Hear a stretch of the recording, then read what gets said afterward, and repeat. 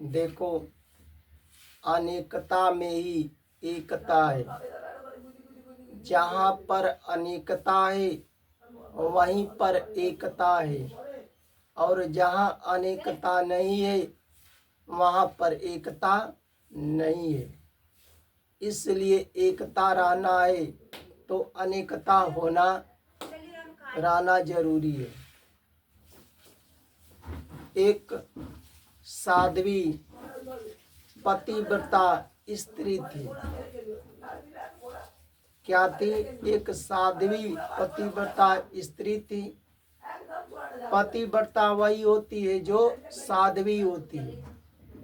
इसलिए पतिव्रता स्त्री बनना है, पत्नी बनना है, तो उस पतिव्रता को सबसे पहले साध्वी होना जरूरी है। स्त्री है तो साध्वी है और पुरुष है तो साधु है। अब साध्वी कहते हैं किसको? जो दूसरे का हित करती है, जो दूसरे के हित के विषय में सोचती है कि दूसरों का हित कैसा हो, दूसरे का भलाई कैसा हो, जो भगवान के नाम को, गुण को, लीला को सदा प्रेम पूर्वक कीर्तन करती है, भगवान के कथा को, ज्ञान को सुनती है और दूसरों को भी कहती है भगवान से प्रेम करो, कथा ज्ञान को सुनो। जो धर्म का प्रचार करती है उसको क्या कहते हैं? साध्वी कहते हैं। और जो भगवान से प्रेम करती है, कथा ज्ञान को सुनती है, वही स्त्री पतिव्रता भी हो सकती है। अब वह स्त्री पतिव्रता नारी थी, पति की आज्ञा का पालन करती थी, पति की सेवा करती थी और पति के रहते स्वप्न में भी जो पराये पुरुष को नहीं सोचती है उसे पतिव्रता नारी कहते हैं। जो अपने से बड़े होते हैं पिता के रूप में, गुरु के रूप में देखती है, जो अपने बराबर भाई के रूप में, बहन के रूप में देखती है, उसको क्या कहते हैं? पतिव्रता स्त्री कहते हैं। तो उस पतिव्रता स्त्री के जो पति थे वह महात्मा थे, भगवान के कथा को, ज्ञान को सुनाते थे लोगों में। वह महात्मा बड़े विद्वान थे, बड़े गुणवान थे और एक स्थान पर कोई स्थान बना करके प्रतिदिन नियम के अनुसार कथा को, ज्ञान को देते थे। उस महात्मा के कथा को, ज्ञान को सुनने के लिए बहुत दूर दूर से लोग आते थे।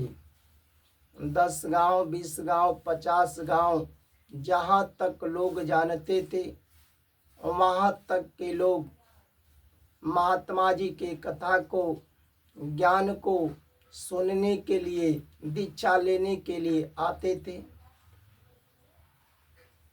वह महात्मा बड़े गुणवान थे, सदाचारी थे, न्याय परायणता थे। अब उस महात्मा के न्याय परायणता, सदाचार के कारण सरकार ने मजिस्ट्रेट का पद दे दिए। जब वह महात्मा जी मजिस्ट्रेट का पद पा गए तो मजिस्ट्रेट का भी नियम के अनुसार कार्य को संभालते थे। सरकारी नियम के अनुसार मजिस्ट्रेट का पद नियम से संभालते थे। प्रतिदिन दिन को और रात के समय लोगों में कथा सुनाते थे, भगवान का ज्ञान देते थे। जैसे मजिस्ट्रेट का पद पा गए, उससे पहले लोगों में जो कथा सुनाते थे और पाने के बाद भी कथा ज्ञान को देते थे। वह महात्मा जी गरीबों के रक्षक थे। गरीब लोग अपना रक्षक मान करके कथा ज्ञान को सुनते थे, दीक्षा लेते थे और गरीबों को मदद भी करते थे। जो गरीब लोग थे, जिन गरीबों के पास अपने बच्चे को पढ़ने लिखने का शिक्षा के लिए पैसे नहीं था, उससे मदद भी करते थे और गरीबों को कहते थे कि अपने बच्चों को योग्य बनाओ, शिक्षित बनाओ, जिससे समाज में अच्छा काम करे, नाम कमाए। और दीन दुखियों की सेवा भी करते थे। दीन दुखी लोग उस महात्मा को अपना पिता मान करके पिता मानते थे। चाहे गरीब, चाहे किसान हो, चाहे गरीब दीन दुखी हो, सभी लोग अपना रक्षक पिता मानते थे। भाई, जो महात्मा कथा ज्ञान को देते हैं, तो चाहे अमीर हो, दीन दुखी हो, अमीर हो, गरीब हो, सबको एक समान देखते हैं। अब उस महात्मा जी को गुरु लोग अपने शिष्य के द्वारा उस महात्मा जी का सम्मान करते थे। गुरु भी सम्मान करते थे और उनका शिष्य भी सम्मान करते थे। सरकार लोग अपने कर्मचारियों के द्वारा सरकारी पद के अनुसार उस महात्मा का सम्मान करते थे। महात्मा जी गरीबों के रक्षक थे, गरीबों का मदद करते थे और उनके बाल बच्चे को कहते थे कि तुम अपने बाल बच्चों को अच्छी शिक्षा दो, योग्य बनाओ।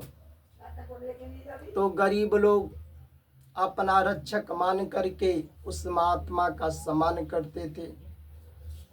दीन दुखियों के पिता थे। दीन दुखी लोग अपना पिता मान करके सम्मान करते थे। अब जो महात्मा जी की जो पत्नी थी साध्वी, तो वो भी दूसरे का मदद करती थी, दूसरे के हित के विषय में सोचती थी और भगवान के कथा ज्ञान को सुनती थी। सदा विश्वास था भगवान पर। पतिव्रता नारी थी, बड़ी खुश थी अपने पति पर कि हमारे पति जी भगवान के कथा को ज्ञान को सुनाते, चाहे वह अमीर हो, गरीब हो, चाहे निर्धन हो, गरीबों का मदद भी करते हैं। उनके बाल बच्चे को कहते हैं अपने बच्चे को शिक्षा दो, योग्य बनाओ, दीन दुखियों की सेवा करते हैं। तो बहुत प्रसन्न थी और भगवान से प्रार्थना करती थी, हे भगवान, हमारे पति को अधिक से अधिक ज्ञान दो, जो लोगों में ज्ञान दे, कथा ज्ञान को सुनाए और इसी तरह गरीबों का मदद करे, दीन दुखियों की रक्षा करें। जैसे महात्मा जी को लोग चाहे गरीब हो, निर्धन हो, चाहे अमीर हो, सभी लोग गुरु मान करके सम्मान करते थे, पिता मानते थे। उसी तरह महात्मा जी की जो पत्नी थी साध्वी, पतिव्रता थी, वह अपने से बड़े को पिता के रूप में, गुरु के रूप में प्रेम करती थी और उसी तरह ही करना चाहिए। और अपने से बराबर भाई के रूप में, बहन के रूप में प्रेम करती थी। पतिव्रता नारी अपने से जो बराबर होते हैं, भाई के रूप में, बहन के रूप में प्रेम करती हैं। और अपने से छोटा क्या होते हैं? पुत्र होते हैं, शिष्य होते हैं। तो वह पतिव्रता नारी अपने से छोट को पुत्र के रूप में, शिष्य के रूप में प्रेम करती थी। उसी तरह अगर आपके पति महात्मा हैं, दूसरे का हित करते हैं, दूसरे के हित के विषय में सोचते हैं, भगवान के कथा ज्ञान को सुनते हैं, धर्म को मानते हैं, तो उसकी पत्नी को भी पतिव्रता नारी रहना चाहिए। पति की आज्ञा का पालन करना चाहिए, सेवा करना चाहिए, और पति के रहते स्वप्न में भी दूसरे पुरुष को नहीं सोचना चाहिए। यह कथा यही ज्ञान देती है, शिक्षा देती है। इसी तरह साधक को भगवान से प्रेम करना चाहिए। क्या करना चाहिए? भगवान से प्रेम करना चाहिए। भगवान के नाम के गुण का, लीला का गान करना चाहिए। समय निकाल कर भगवान के कथा को सुनना चाहिए, ज्ञान मिलता है। और कर्म करना चाहिए धर्म के अनुसार। और सबसे प्रेम करना चाहिए। कैसे? अपने से बड़ पिता, गुरु के, अपने से बड़ा पिता होते हैं, गुरु होते हैं, गुरु मान करके, पिता मान करके प्रेम करना चाहिए, सम्मान करना चाहिए पूरा सबसे, पूरी दुनिया से।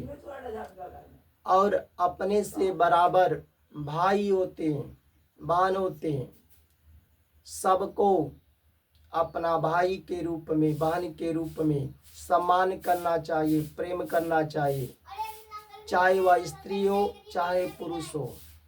और अपने से छोटे पुत्र होते हैं, पुत्र के रूप में, शिष्य के रूप में प्रेम करना चाहिए, सम्मान करना चाहिए। यही है एकता, अनेकता में एकता। आपको एकता रहना है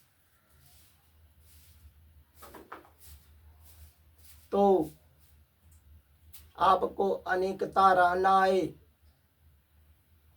तो इस सूत्र का प्रयोग करो। अपने से बड़े जो होते हैं, पिता के रूप में, गुरु के रूप में, सबसे प्रेम करो, सम्मान करो। अपने से बराबर भाई होते हैं, बहन होते हैं, अपने बराबर को भाई मानो, बहन मानो, प्रेम करो, सम्मान करो। अपने से छोटा पुत्र होते हैं, पुत्र के रूप में प्रेम करो, तो सबसे एकता रहेगा। जय जय श्री राधे राधे।